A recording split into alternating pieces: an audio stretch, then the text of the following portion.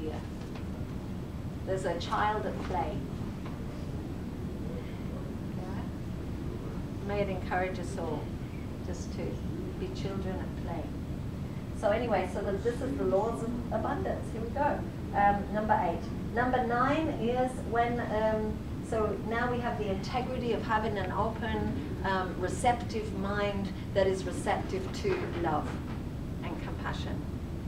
The next point is we come to the spiritual plane again, and it's the revelation that the whole of this life is about play and experimentation when we're working with abundance.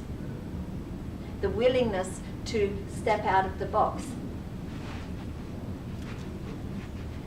Oh, and fall flat on our face perhaps, but then we can get up again because that one didn't work. Okay, let's try this other one. And it says it's guided by the hand to just, like the hare and the tortoise, to be the hare, to try that and then try that and then try that and then try that and play, to experiment. You know, the richest people on the planet have failed 1,000 times, so they say. Okay, but they're willing to play. So it's about the willingness to engage the child, to engage the magic, to push the boundaries, to not come down hard on ourselves when we fall flat on the face, but to play again, another game, like kids. Let's play Chasey! Woo! And now let's play blah blah blah, and let's play blah blah blah blah, and it's learning the whole way. Yeah, so this is a way. So the revelation that play is what leads to accomplishment, and to accomplish a light-hearted, humorous response to receiving abundance. And then comes the manifestation. Once we don't care about it anymore, then we can be open to receiving. And what we actually receive is a deep wisdom, a deep body wisdom of the willingness to be independent, the willingness to be shining our light independently and sharing the wisdom of abundance. Some of the most abundant people on the planet right now are those people that are sharing with people how to be abundant. Huh? I always follow some of them sometimes. Anybody got any names, those people who share abundance? Hey? Brenston, that's one. And they stand and they tell people how to be abundant, right? And so it's like sharing the wisdom of the path of abundance is what actually gets manifested. Creating a culture of sovereign beings, creating a culture where everybody can have abundance and believe in abundance. And it's the sharing of that wisdom. And yes, it might be the car. And yes, it might be the organization that feeds the hungry. But actually what is gained is the wisdom of the journey. And the capacity to help other people to create a culture that is sovereign. And that's the aim of sharing the abundance ultimately. That's the manifestation of that abundance, is creating a culture where everybody can shine and thrive independently in culture, in relationship with each other. So that's the manifestation. It's called yellow human. It's the capacity to influence, here we are, have influence over our physical reality. To be able to shine our light within that physical reality. So the yellow human is all about influence, free will, choosing, and wisdom. And it's guided by the sun, which is to shine. So it's choosing to be influential, to shine our light independently, which takes, again, another step outside of what we've been told. Because you're choosing your own independence. And others might choose that too, but they might not. But that's how you become influential, is by stepping outside of what is the norm. And falling flat on your face. And getting up. And trying again. And getting up and trying again. And dealing with the healing, the limitation that has been given, finding your power to break out of limitation. Yeah. Okay, so then the next step after the manifestation on the physical plane, which we think is the end result, but it's not. It's only a part of the journey. Because then we need to release all the energy that was manifested within that deep journey underneath. And so then all of that abundant energy that was happening underneath then gets released like a volcano.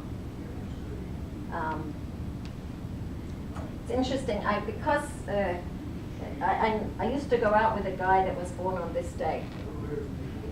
And so I have a particular perception around that energy. It's called spectral, number 11, which is about emotional release. It's like the balloon is full, it's now being manifested, now there's all this energy you don't need anymore. So you get the little pinprick and you go, and then you, and you share that energy out. Everything that's extra.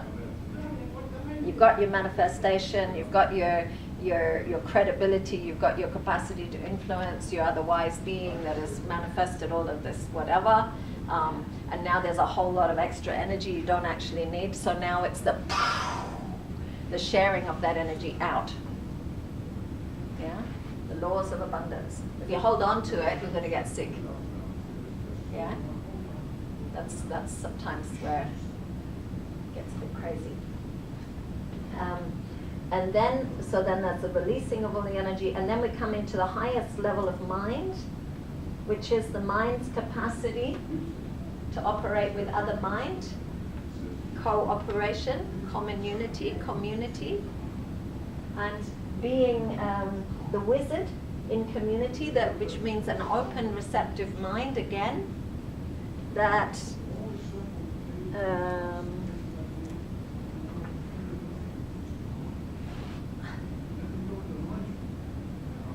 that anchors within community a very open place to share opportunities. Opportunities for whatever it is that you want to, that another person may want to manifest, to receive abundance. So to be very receptive to all the different people, so that, you know, when that person wants blah, blah, blah, they'll get from that person, and you can be that bridge. And create opportunities for people. And create common unity and community of receptive opportunity.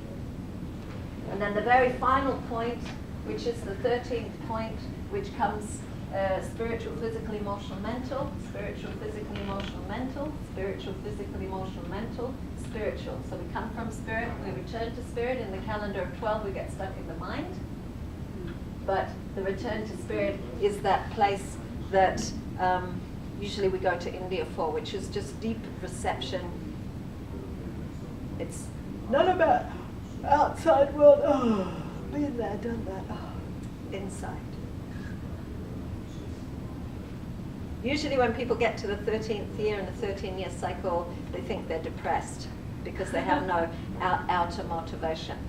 But the truth is, it's the deep rest.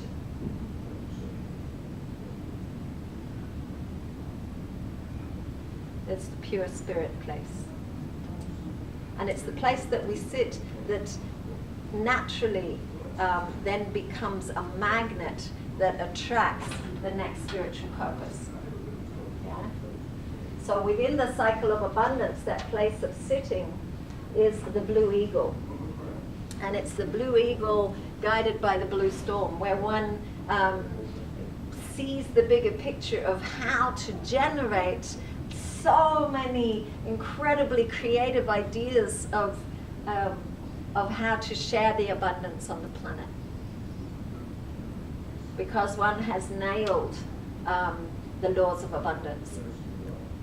And so then there's all this incredible vision and ideas that come to one, and then the interesting thing of where abundance then leads to the next cycle, which is called the cycle of the warrior. And the cycle of the warrior is all about having your contract, having your that quest, the quest I am on. What it is to question, what it is to fearlessly hold to one's quest, to question the very nature of fear, to question where in the society fear is lying that would hold us back from our own innate intelligence. And then, so once abundance comes, generally people will then be on a quest, because what to do with all of that abundance other than to peel apart the very foundations that this society is based on of fear, and pull that fear apart so that others may be abundant also. I hate you.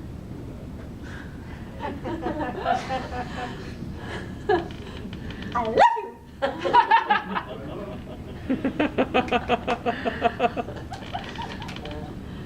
I hate you and I love you.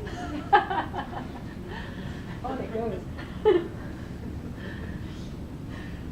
Anyway, so my experience with abundance and getting back to the gifting culture, and somehow this talk has gone down the track of the revelations it's brought to me are of those people that I have seen that are teaching about abundance, and the steps, those steps to receiving things. So my journey, I like to bring out the awareness of the gifting culture, because there's a gifting culture that is evolving on our planet. There's a very strong negation of it because of the fear of loss. And the negation is born of the fear of loss. So something happened to me, I think it was 15 years ago, and I was living in Byron Bay in Australia. And this thing called the aeroplane game came to our area. And it was a system where people gifted money to other people, and it was based on this person receiving all this money, and then the person that gifted then needed to bring other people in that would then gift the next person in the line, and so on and so on and so on. And it meant keeping on sharing the system with wider and wider circles of people. Now, I wasn't in Byron when it happened, but many of my friends got involved. And so some people made loads of money, which was beautiful, and some people lost money. Now, because I was away and I wasn't really involved, I just saw the aftermath of that. And so there were people that were really upset. And then there were other people that were very happy. And when I came back and I just sort of saw the overview of the system, I kind of went, wow, that's cool. And the reason I thought it was cool is because it was different. It was different than the usual way we do money. And the usual way we do money I find very boring. And because I'm here as a monkey, I was born on a monkey day, which means I'm here to push the boundaries and to try different ways. I'm really willing to give things a chance. So I kind of saw it like, wow, so what? So because that was really different, and because usually, you know, money's the dirty word and we don't talk about money, it's a bit like sex, right? Money and sex, they're going to get put in the same box and we don't address them. So it was like, wow, so we're dealing with money. Okay, so of course, because it's been so hidden, then what's going to come up is all of everybody's stories and triggers around money. So greed came up. So hope came up. So all of these triggers came up to be looked at. And I was just really excited because we were finally looking at it. You know, these things were coming up, and it was good because we're looking at it, and it needs to change. And the only way change happens is when we dare to look at those things that we dare not look at.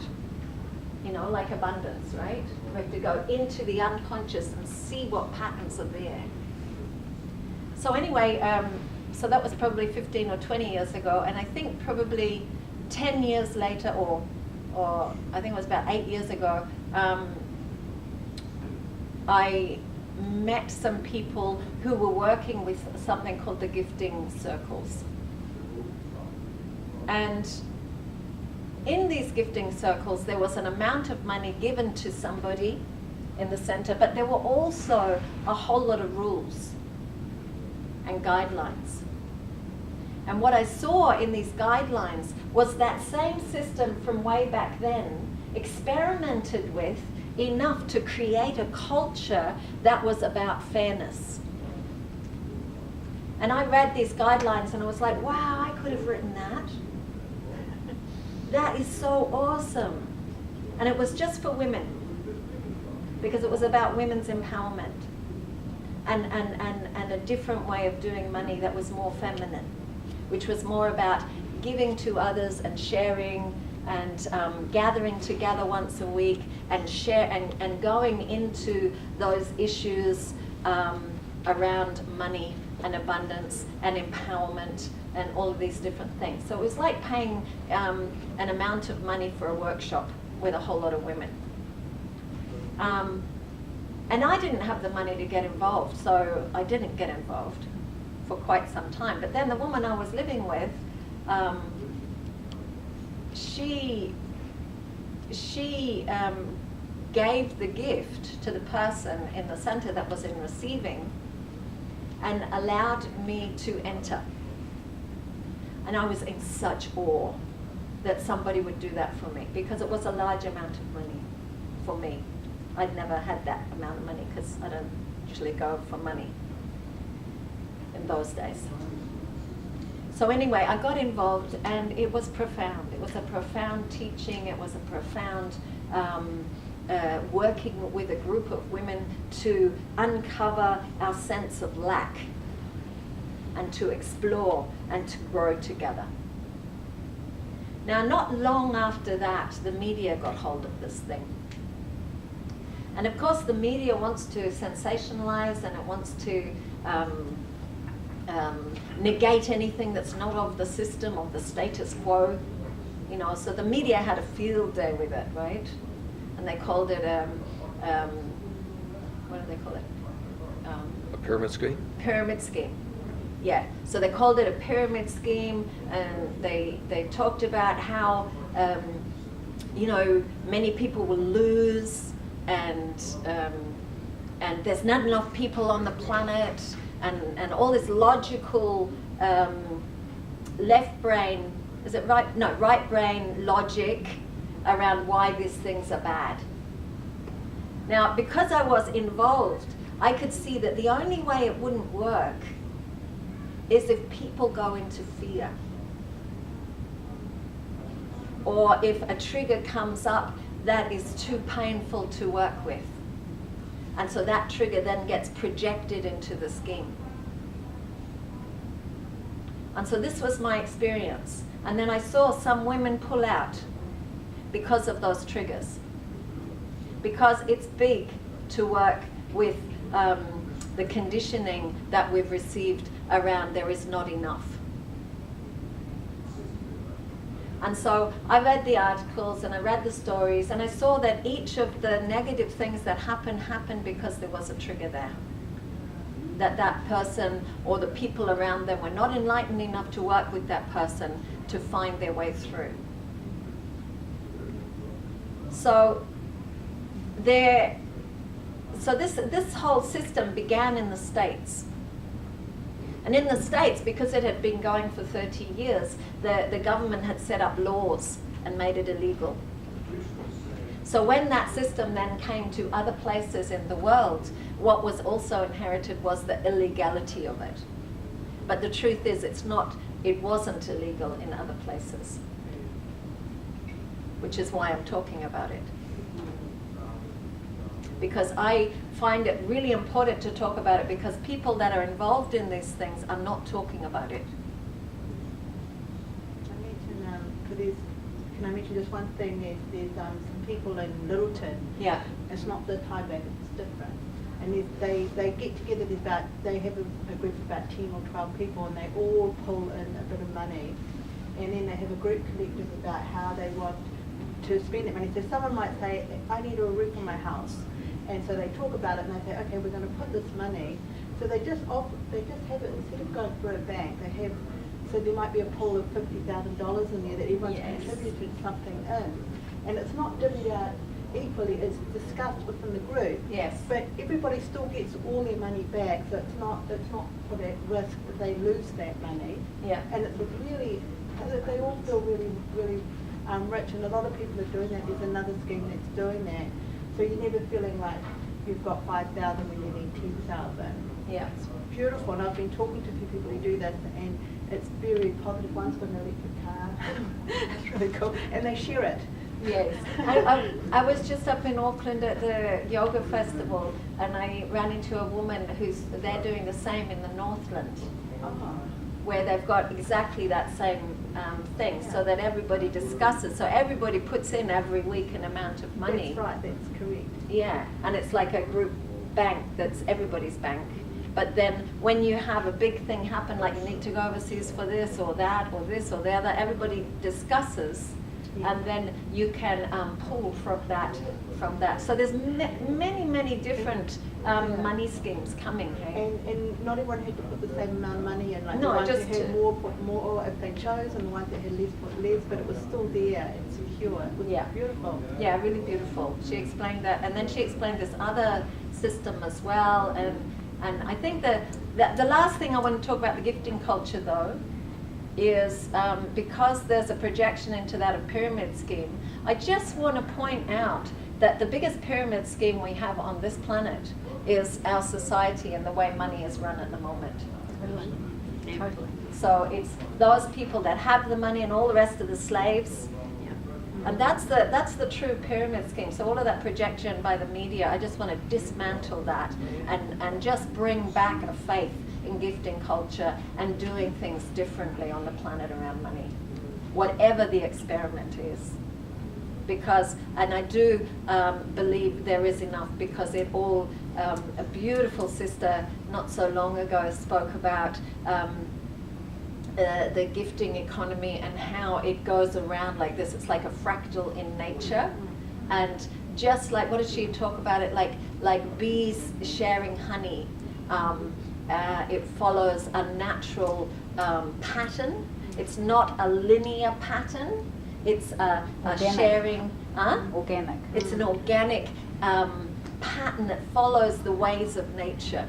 So just whenever, if ever, the media is doing its thing and negating gifting culture, and you read it, please question, go further, give a chance to new ways. And yes, there will be ways where it falls flat on its face.